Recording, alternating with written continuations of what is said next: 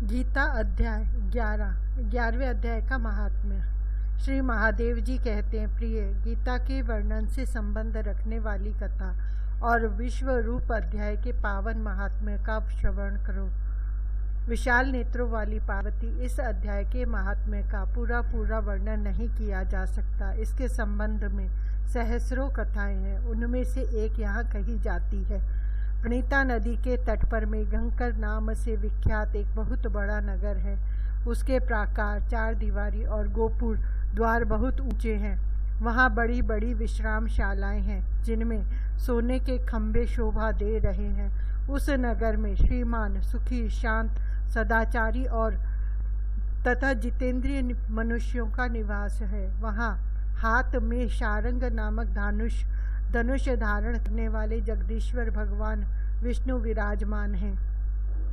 वे पर ब्रह्म के साकार स्वरूप हैं। संसार के नेत्रों को जीवन प्रदान करने वाले हैं।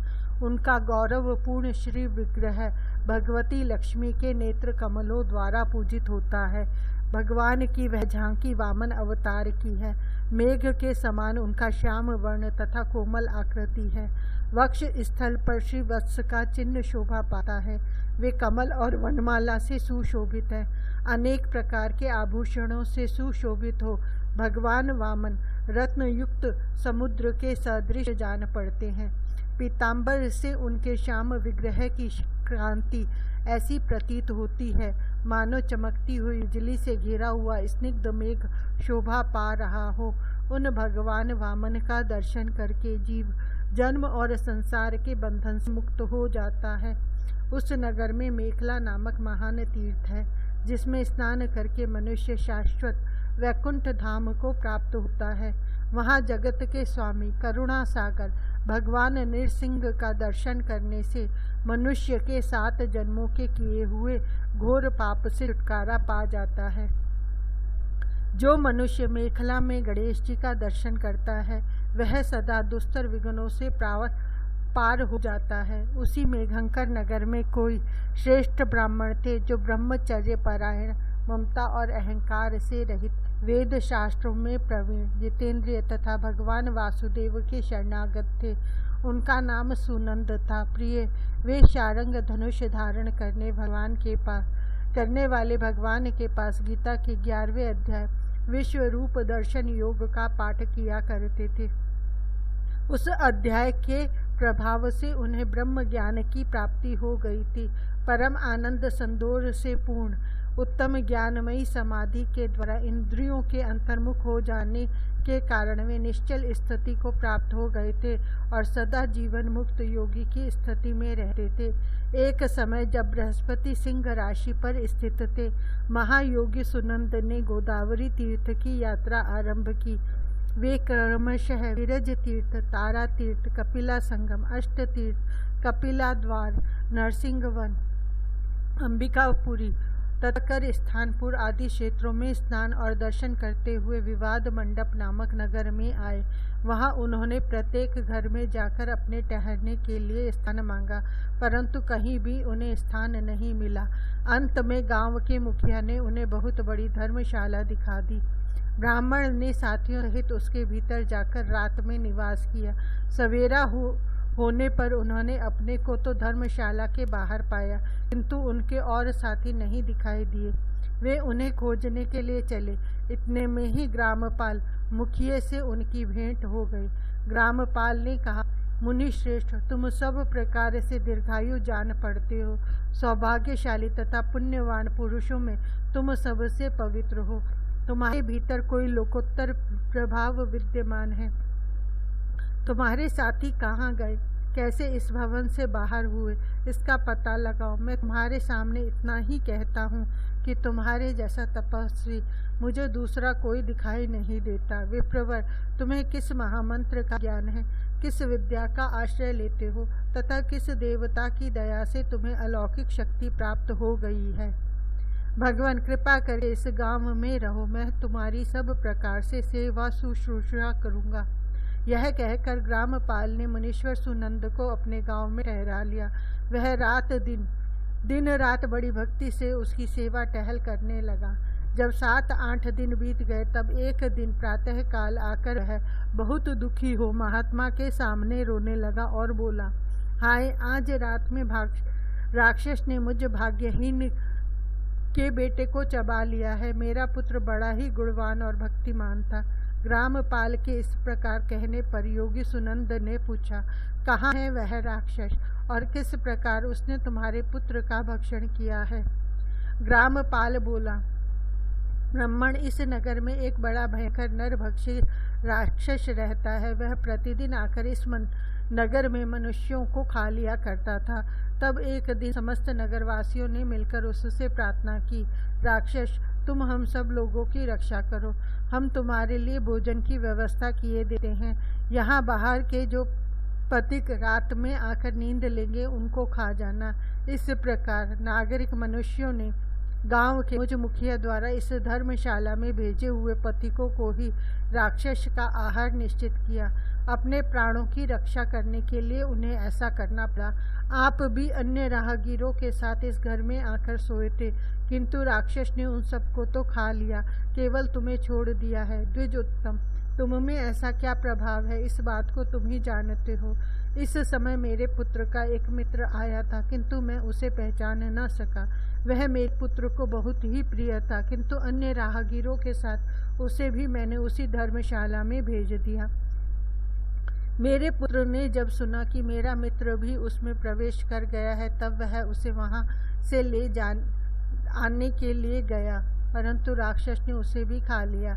आज सवेरे मैंने बहुत दुखी होकर उस पिशाच से पूछा, ओ दुष्ट आत्मन, तूने रात में मेरे पुत्र को भी खा लिया। तेरे पेट में पड़ा हुआ मेरा पुत्र जिससे जीवित हो सके, ऐसा कोई उपाय यदि हो तो बता।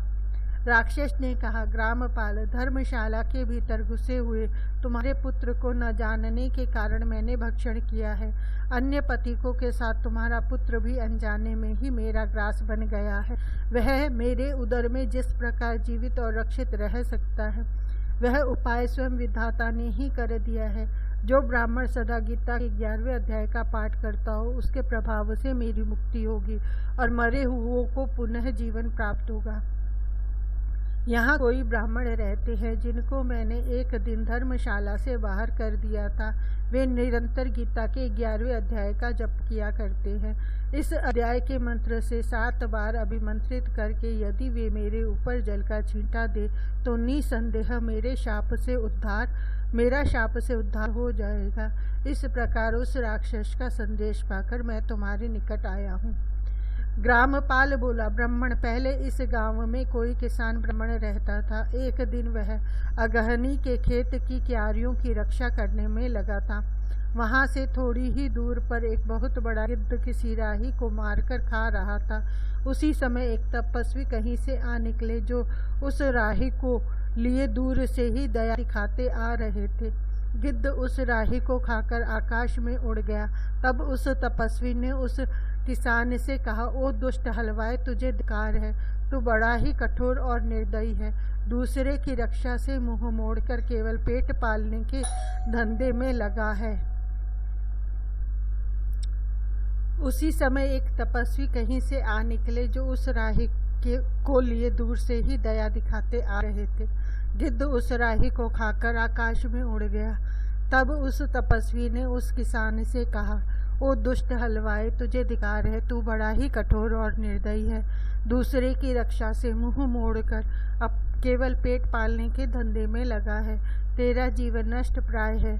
अरे शक्ति होते हुए भी जो जोर दाढ़ वाले जीव, सर्प, शत्रु, अग्नि, विष, जलगीत, राक्षस, भूत तथा वेताल आदि के द्वारा घायल हुए मनुष्यों की उपेक्षा करता है, वह उनके वध का फल पाता है। जो शक्तिशाली होकर भी चोर आदि के चंगुल में पड़े हुए ब्राह्मण को छुड़ाने की चेष्टा नहीं करता, वह घोर नरक में पड़ता है और पुनः भेड़िए की योनि में जन्म लेता है। जो वन में मारे जाते हुए तथा गिद्ध और व्याघ्र की दृष्टि में पड़े हुए जीव की रक्षा के लिए छोड़ो छोड़ो की पुकार करता है, वह परम गति को प्राप्त होता है। जो मनुष्य गौओं की रक्षा के लिए व्याघ्र, भील तथा दुष्ट राजाओं के हाथ से मारे जाते हैं, वे भगवान विष्णु के परम पद को प्राप्त होते हैं, जो योगियों के लिए भी दुर्लभ है। सहस्र अश्वमेध और 100 वाजपेयी यज्ञ मिलकर शरणागत रक्षा की 16वीं कला के बराबर भी नहीं हो सकते। दीन तथा भयभीत जीव की उपेक्षा करने से पुण्यवान पुरुष भी समय आने पर कुंभीपाक नामक नरक में पकाया जाता है।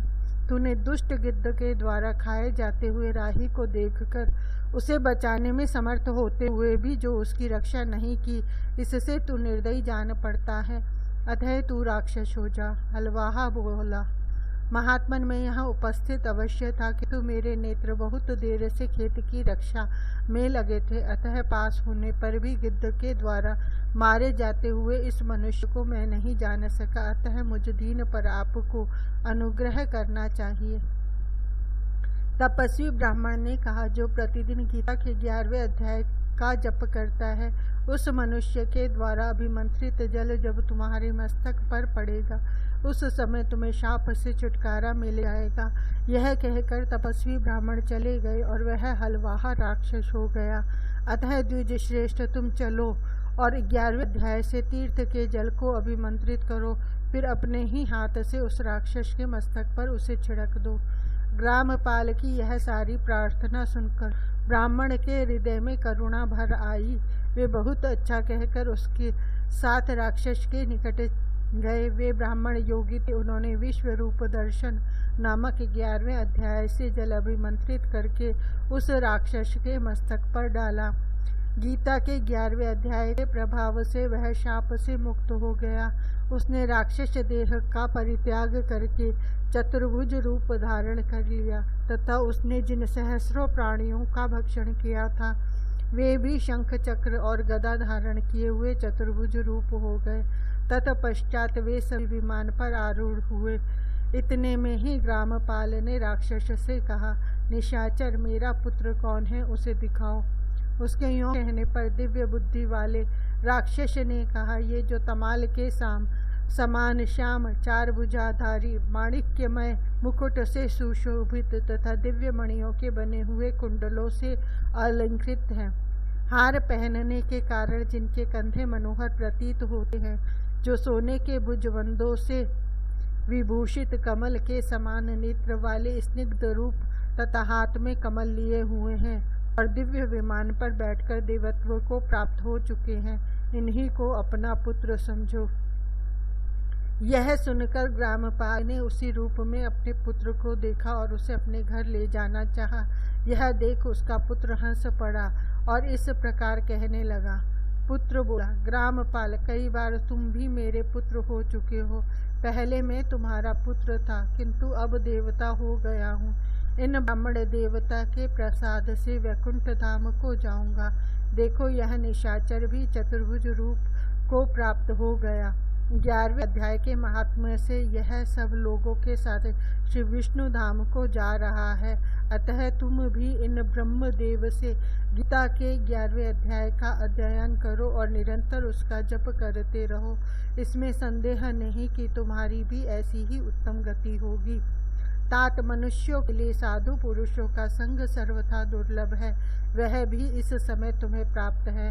अतः अपना अभीष्ट सिद्ध करो। धन, भोग, दान, यज्ञ, तपस्या और पूर्व कर्मों से क्या लेना है।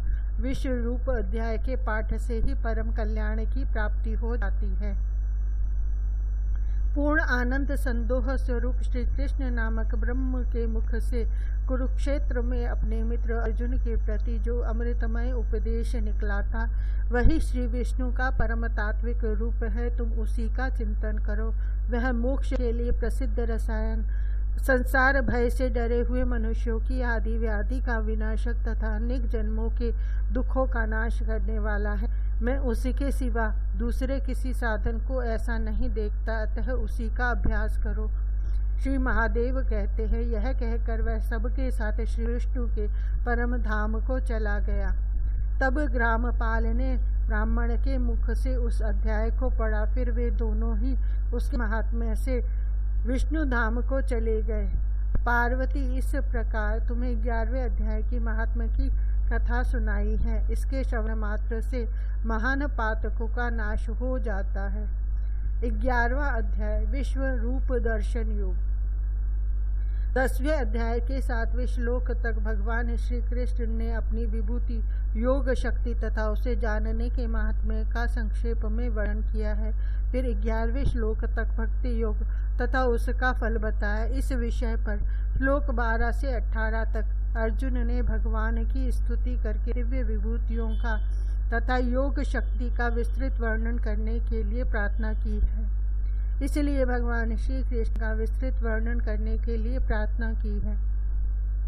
भगवान श्री कृष्ण ने 40वें श्लोक तक अपनी विभूतियों का वर्णन समाप्त करके आखिर योग शक्ति का प्रभाव बताया और समस्त ब्रह्मांड को अपने एक अंश से धारण किया हुआ बताकर अध्याय समाप्त किया। यह सुनकर अर्जुन के मन में उस महान स्वरूप को प्रत्यक्ष देखने की इच्छा हुई। इस 11वें अध्याय के आरंभ में पहले 4 श्लोक में भगवान की तथा उनके उपदेश की बहुत प्रशंसा करते हुए अर्जुन अपने को विश्व रूप का दर्शन कराने के लिए भगवान श्री कृष्ण से प्रार्थना करते हैं। अथ 12वां अध्याय।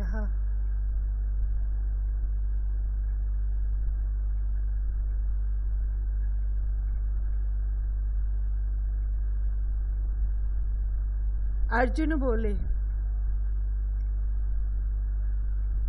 मुझ पर अनुग्रह करने के लिए आपने जो परम गोपनीय अध्यात्म विषयक वचन अर्थात उपदेश कहा, उससे मेरा यह अज्ञान नष्ट हो गया है। क्योंकि हे कमल नेत्र, मैंने आपसे भूतों की उत्पत्ति और प्रलय विस्तार पूर्वक सुने हैं तथा आपकी अविनाशी महिमा भी सुनी है।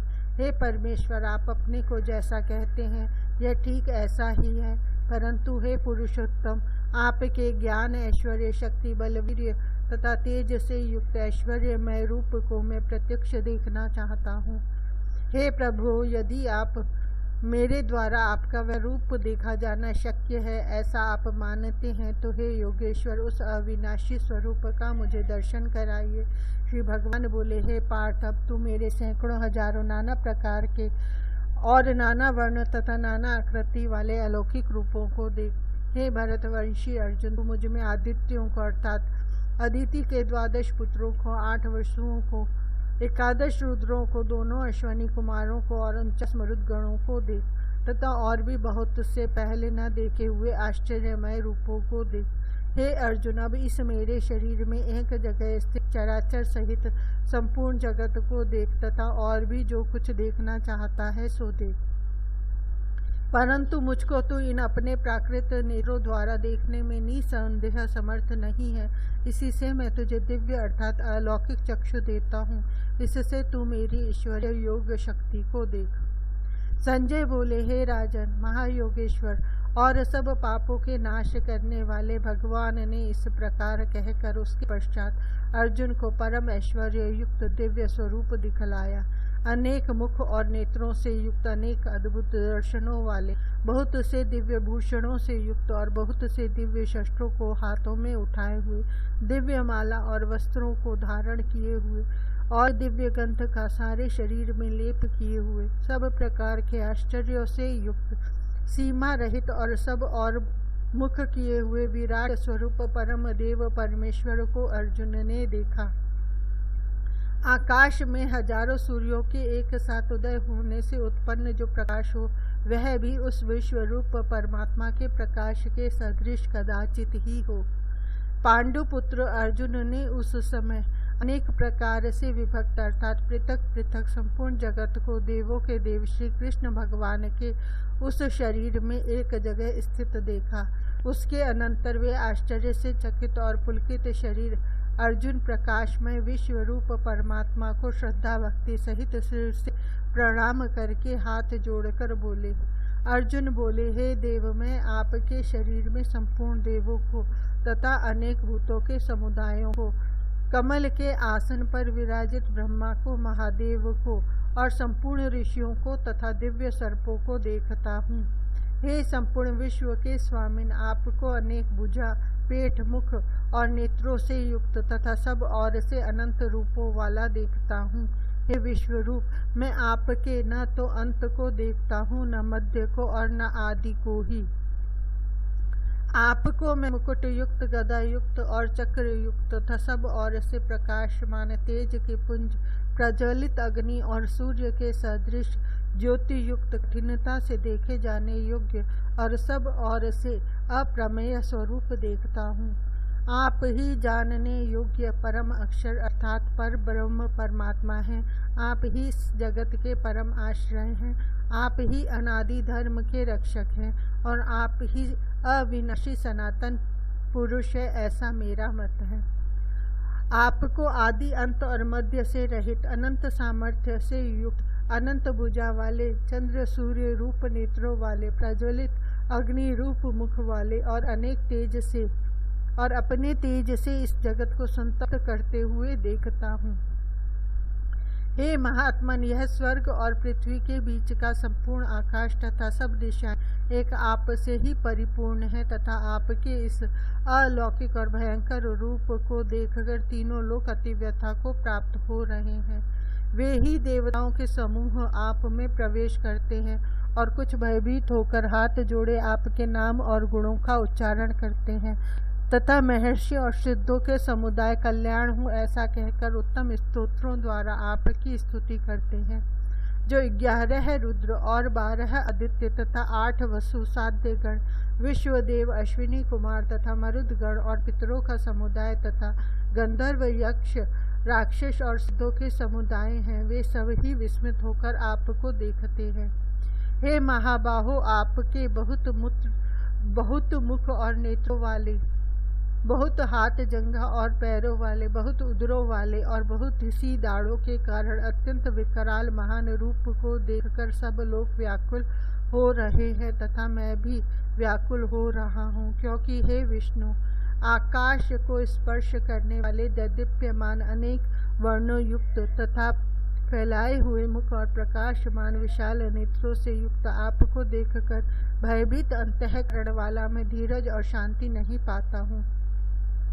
दाढ़ों के कारण विकराल और प्रलय काल की अग्नि के समान प्रज्वलित आपके मुखों को देखकर मैं दिशाओं को नहीं जानता हूँ और सुख भी नहीं पाता हूँ। इसलिए हे देवेश, हे जगन निवास, आप प्रसन्न हो। वे सभी धृतराष्ट्र के पुत्र राजाओं के समुदाय सहित आप में प्रवेश कर रहे हैं और भीष्म पितामह, द्रोणाचार्य तथा वह कर्ण और हमारे पक्ष के भी प्रधान योद्धाओं सहित सब के सब आपके दाढ़ों के कारण विकराल भयानक मुखों में बड़े वेग से दौड़ते हुए प्रवेश कर रहे हैं और कई एक चूर्ण हुए सिरों सहित आपके दांतों के बीच में लगे हुए दिख रहे हैं। जैसे नदियों के बहुत से जल के प्रवाह स्वाभाविक ही समुद्र के सम्मुख दौड़ते हैं अर्थात समुद्र में प्रवेश करते हैं, वैसे ही वे नरलोक के वीर भी आपके प्रज्वलित मुखों में प्रवेश कर रहे हैं। जैसे पतंग मोहवश नष्ट होने के लिए प्रज्वलित अग्नि में अतिवेग से दौड़ते हुए प्रवेश करते हैं, वैसे ही ये सब लोग भी अपने नाश के लिए आपके मुख में अतिवेग से दौड़ते हुए प्रवेश कर रहे हैं। आप उन समस्त लोगों को प्रज्वलित मुखों द्वारा ग्रास करते हुए सब और से बार बार चाट रहे हैं। हे विष्णु, आपका उग्र प्रकाश संपूर्ण जगत को तेज के द्वारा परिपूर्ण करके तपा रहा है। मुझे बतलाइए कि आप उग्र रूप वाले कौन हैं। हे देवों में श्रेष्ठ, आपको नमस्कार हो। आप प्रसन्न होइए। हे आदि पुरुष, आपको मैं विशेष रूप से जानना चाहता हूँ, क्योंकि मैं आपकी प्रवृत्ति को नहीं जानता। श्री भगवान बोले, मैं लोगों का नाश करने वाला बड़ा हुआ महाकाल हूँ। इस समय लोगों को नष्ट करने के लिए प्रवृत्त हुआ हूँ। इसलिए जो प्रतिपक्षियों की सेना में स्थित योद्धा लोग हैं, वे सब तेरे बिना भी नहीं रहेंगे, अर्थात तेरे युद्ध न करने पर भी इन सब का नाश हो जाएगा। अतएव तू उठ, यश प्राप्त कर और शत्रुओं को जीतकर धन धान्य से संपन्न राज्य को भोग। ये सब शूरवीर पहले ही से मेरे ही द्वारा मारे हुए हैं। हे सव्यसाचिन, तू तो केवल निमित्त मात्र बन जा। द्रोणाचार्य और भीष्म पितामह तथा जयद्रथ और कर्ण तथा और भी बहुत से मेरे द्वारा मारे हुए शूरवीर योद्धाओं को तू मार। भय मत कर, निसंदेह तू युद्ध में वैरियों को जीतेगा, इसलिए युद्ध कर।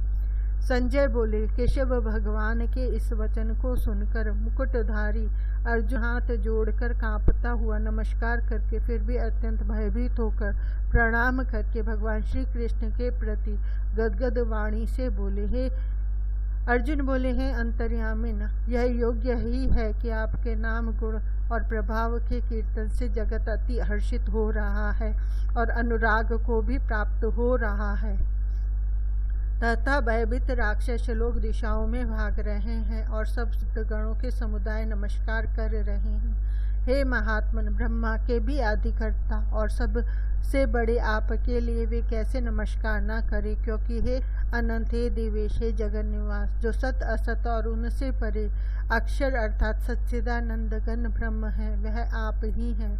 आप आदिदेव और सनातन पुरुष हैं। आप इस जगत के परम आश्रय और जानने वाले हैं तथा जानने योग्य और परम धाम हैं।